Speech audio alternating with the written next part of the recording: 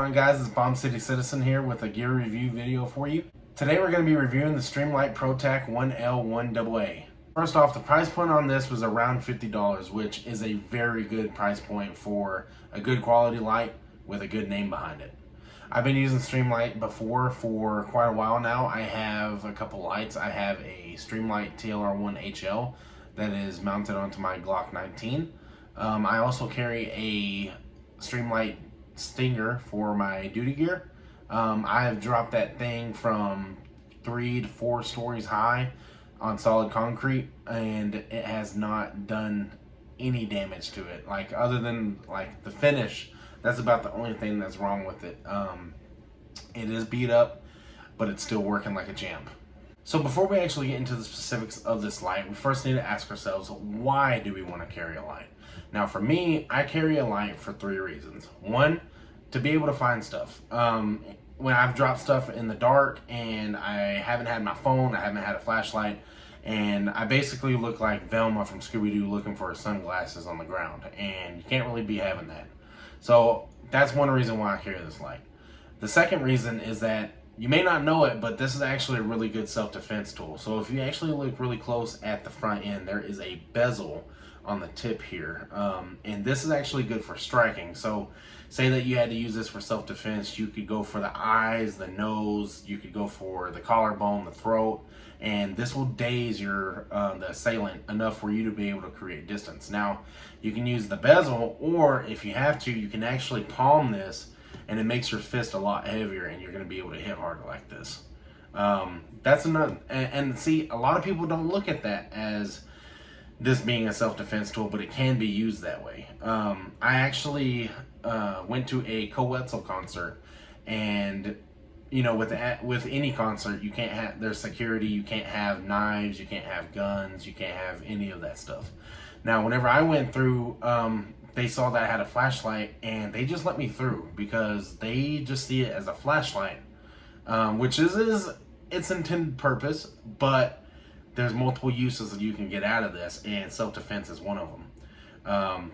I will say that there's been a couple instances where this may be better than using a knife, or definitely using a gun, because a gun should be a last resort. But this is just having the multiple uses that it has is one of the reasons why I carry it, for self-defense, to be able to see. And at the Coetzel concert, it was at the concert, it was really funny because whenever we were getting through security, they had a box off to the right side, and in that box was all the knives and weapons that they had collected besides firearms. If they had a firearm, they would tell them to leave, go put it in their car, and then come back.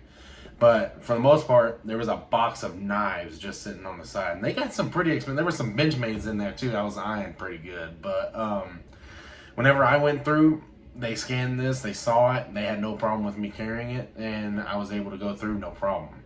So whenever you actually buy this flashlight, it will come with a carrying case. Now this carrying case can be slid on a belt, or it can be even woven through MOLLE, but to be honest with you, I don't use it. I just drop this sucker in my pocket, and I forget about it until I need it. I've been carrying it like that for a couple months now. I just like having it in my pocket. It's a lot easier, and I don't want to have that little case just poking out on my side. This flashlight actually runs on 2 battery sources, one CR123 battery or one AA battery. With the CR123 battery, you're going to be looking at 350 lumens for about an hour and 30 minutes. Whereas with the AA, you're going to be looking at 150 lumens for an hour and 20 minutes. 10 minutes doesn't really make that much of a difference, but depending on who you ask, it is for them. There are several modes to this. So the modes are constant on, temporary on, strobe, and then a low setting. So to do constant on, you just press the button in the back just once, and then to turn it off, you do the same thing. Now to do momentary, you just barely tap the back of it, so it'll come on, and then whenever you release your finger, it turns off. With strobe, it's actually 2 quick taps of the back button. See, that's good for being able to blind people, which is another reason why I carry this. And then the low setting is actually triple tap, so 1, 2, 3, and then that is at the 150 lumen setting compared to